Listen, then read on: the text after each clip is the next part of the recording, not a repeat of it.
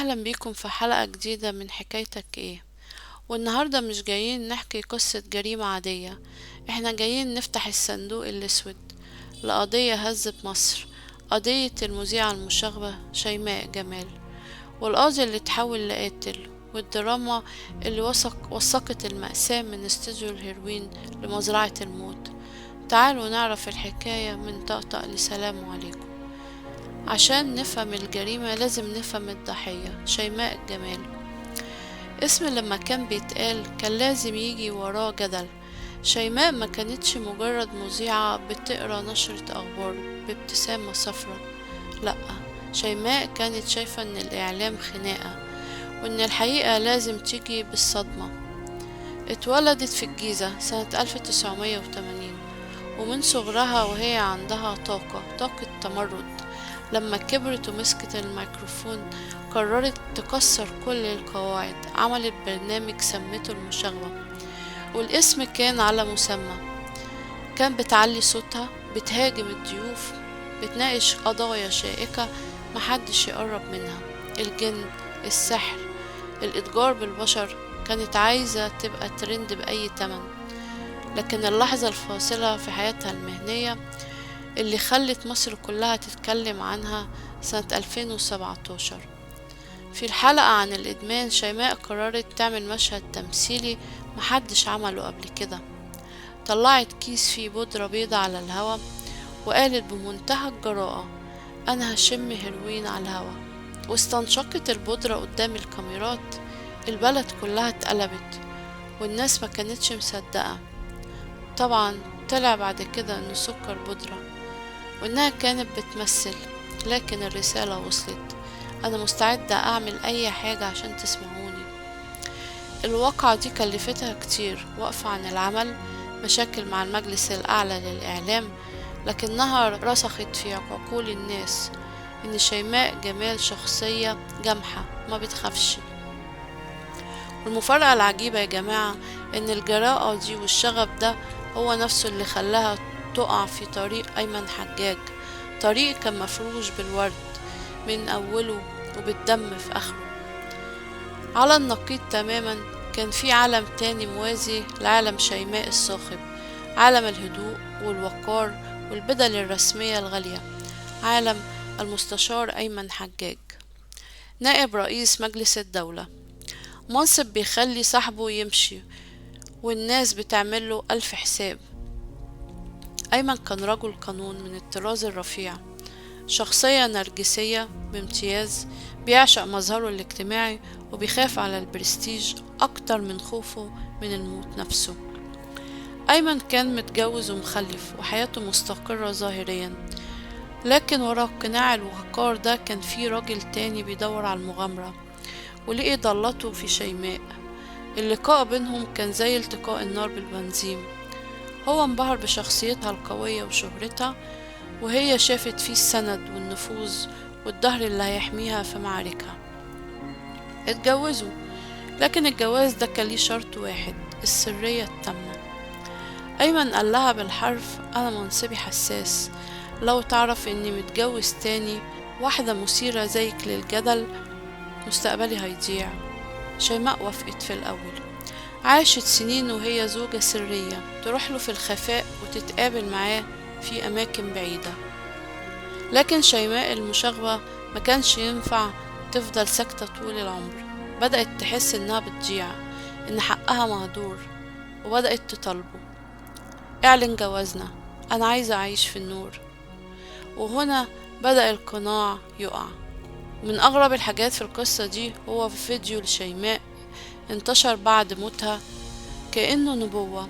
كانت بتطلع في برنامجها وتنصح الستات اللي بيتعرضوا للعنف، كانت بتقول لهم بعلو صوتها: اهربي، اهربي بسرعة، ما تستنيش لما تتربتي وتتضربي وتموتي، اهربي بجلدك.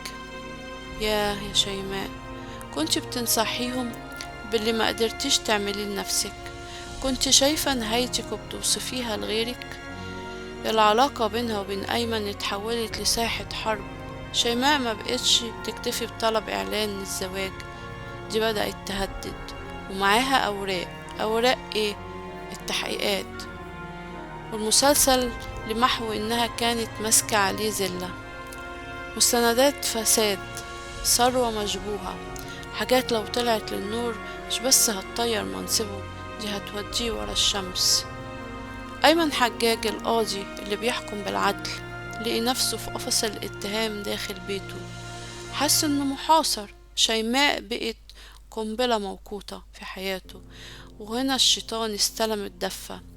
أيمن قرر إن الحل مش في الطلاق ولا في التراجع، الحل في المحو. لازم شيماء تختفي للأبد. التخطيط للجريمة ما كانش وليد لحظة غضب، ده كان تخطيط شيطاني بارد زي اللي هنشوفه في أفلام السينما، وربما أبشع. أيمن كان محتاج مساعد، إيد قذرة تنفذ معاه الشغل الأسود. جاب مين؟ جاب حسين الغرابلي، مقاول صاحبه. ظروفه المادية صعبة، وأيمن كان ماسكه من إيده اللي بتوجعه، الفلوس. اتفق معاه تخلصني منها وليك عندي ملايين ومقاولات. اختاروا المكان بعناية، مزرعة نائية في البدرشين، مفيش جيران، مفيش شهود، بس صوت الريح والكلاب الضالة. اشتروا الأدوات، فأس للحفر، جنزير حديد للتأييد، ومادة كاوية علشان يضمنوا ان ملامحها هتضيع ومحدش هيعرفها. يوم 20 يونيو 2022 كان يوم التنفيذ. أيمن رسمه على وشه ابتسامة عريضة وراح لشيماء وقال لها الجملة اللي كانت بتحلم تسمعها: خلاص يا حبيبتي، أنا وافقت، وهشتري لك مزرعة أكتبها باسمك، وهنعلن جوازنا. شيماء الإعلامية الذكية اللي كانت بتكشف ألاعيب الناس صدقت الكذبة، كذبت جوزها. الحب أحيانا بيعمي، والطمع في الاستقرار بيخلي الواحد ما يشوفش السكينة اللي ورا ظهره. لبست أحلم عندها وتوجهت معاه للمزرعة. دخلت بتتمشى وبتتفرج على هدية العمر. ما كانتش تعرف إنها بتمشي فوق قبرها إلا أيمن وحسين حفروه بإيديهم قبلها بيومين. جوه غرفة المزرعة والباب اتقفل، شيماء لفت لجوزها عشان تقوله رأيها في المكان. لقيت نظرة تانية في عينه، نظرة ما فيهاش حب، نظرة فيها موت. قبل ما تنطق بكلمة نزل أيمن بكعب الطبنجة على راسها، ضربة في التانية في التالتة. شيماء وقعت، الدم غرق، دم غرق وشها. كانت بتحاول تزحف، بتستنجد: ليه يا أيمن؟ حرام عليك. لكن القاضي كان قلع روب العدالة ولبس عباية السفاح. نده لشريكه حسين: تعالى كتفها. شلوا حركتها، ربطوها بالجنزير وهي لسه فيها الروح. تخيلوا الرعب، تخيلوا الخذلان وهي شايفة جوزها حبيبها بيخنقها بالإشارب بتاعها. النفس اتقطع والروح طلعت. وما اكتفوش بكده، لأ، ده صبوا عليها مية نار عشان يحرقوا وشها الجميل ويدفنوا سرهم في حفرة عميقة وردموا عليها التراب. رجع أيمن بيته، غسل إيده وراح القسم يعمل محضر اختفاء زوجة. وقف بيمثل دور الزوج الملهوف: مراتي اتخطفت، مراتي كانت بتشتري حاجات واختفت. كان فاكر انه عمل الجريمة الكاملة، بس نسي ان مفيش جريمة كاملة عند ربنا. الخطة كانت محكمة، لولا عامل واحد أيمن ما حسبهوش: الخوف. خوف شريكه حسين الغرابلي. بدأ يحس ان أيمن هيبيعه، خاف ان الدور يجي عليه ويتقتل هو كمان عشان السر يموت، ضميره أو خوفه. راح للنيابة وفجر القنبلة. أنا عارف مكان شيماء. القاضي قتلها. الدنيا اتقلبت. النيابة اتحركت للمزرعة، حفروا ولقوا الجثة. المشهد كان مرعب لدرجة ان الطب الشرعي واجه صعوبة في التعرف عليها في الأول لولا تحليل DNA. مجلس الدولة الحصن المنيع انتقد لتطهير نفسه. في ساعات الحصانة اترفعت عن أيمن حجاج، مبقاش معاه المستشار، بقى المتهم الهارب. مسكوه في السويس وهو بيحاول يهرب. وقف في القفص اللي طالما حكم على الناس يدخلوه. المحاكمة كانت سريعة وناجزة، الأدلة كانت دامغة، اعترافات كاميرات مراقبة وهم بيشتروا أدوات الحفر وتتبع التليفونات. في سبتمبر 2022 القاضي نطق بالحكم اللي برد نار أم شيماء، الإعدام شنقا.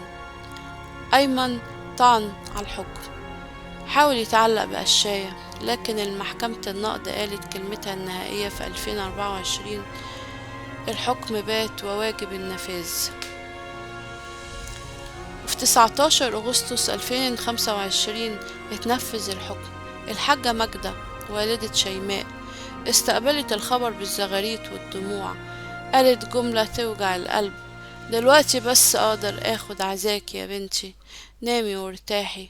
الحكاية ما خلصتش في المشرحة ولا في السجن، الحكاية كملت على الشاشات في نفس السنة اللي اتعدم فيها القاتل. 2025 اتعرض مسلسل اسمه ورد وشوكولاتة.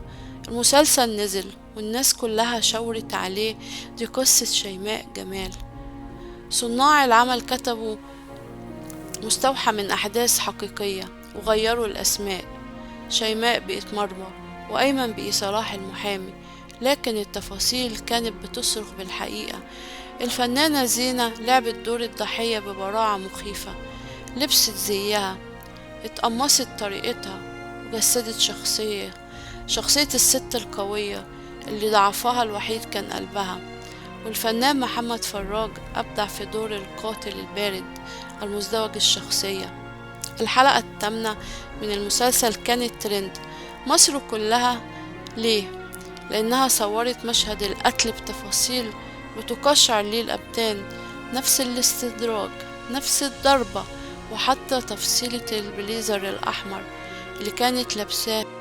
الناس شافت الجريمة، صوت وصورة، اتعاطفوا مع شيماء من تاني وكرهوا القاتل من تاني. أسرة شيماء في الأول غضبت، والدتها قالت بيتاجروا بدم بنتي، لكن لما شافت النهاية ولما شافت مشهد إعدام القاتل في المسلسل وكأنه بروفا للي حصل في الواقع، هديت، حست إن الفن خلت حق بنتها، وعرف الملايين اللي يقتل يتقتل ولو بعد حين. المسلسل ما كانش مجرد دراما، ده كان وثيقة إدانة فنية ورسالة لكل ست: خدي بالك من اللي بيوهمك بالجنة وهو بيحفرلك النار. قضية شيماء جمال وأيمن حجاج هتفضل درس قاسي في تاريخ الجريمة في مصر، درس بيقول إن البدلة الميري والمنصب الرفيع مش بيدي حصانة ضد النفس الأمارة بالسوء، درس بيقول إن الضحية مش دايما هي الست المنكسرة الضعيفة، ممكن تكون قوية وصوتها عالي ومشهورة وبرضه تقع في الفخ. شيماء جمال المذيعة اللي عاشت مشاغبة وماتت مغدورة، وأيمن حجاج القاضي اللي حكم على الناس سنين وفي الآخر حكم على نفسه بأبشع نهاية. نفذت العدالة حكمها 2025 وأسدل الستار على السؤال اللي هيفضل بيتردد كل ما نفتكر القصة دي: كام شيماء تانية عايشة بينا ومحتاجة تهرب قبل فوات الأوان، وكام أيمن لابس قناع الوقار ومستخبي وراه وحش كاسر. دي كانت حكايتنا النهاردة، في حكايتك ايه؟ لو القصة أثرت فيكم ما تنسوش تعملولي لايك وشير واشتركوا في القناة عشان نوصل لكم حكايتنا اللي ما بتخلص. رحم الله شيماء جمال والعدالة للجميع. أشوفكم في حكاية جديدة وتصبحوا على خير.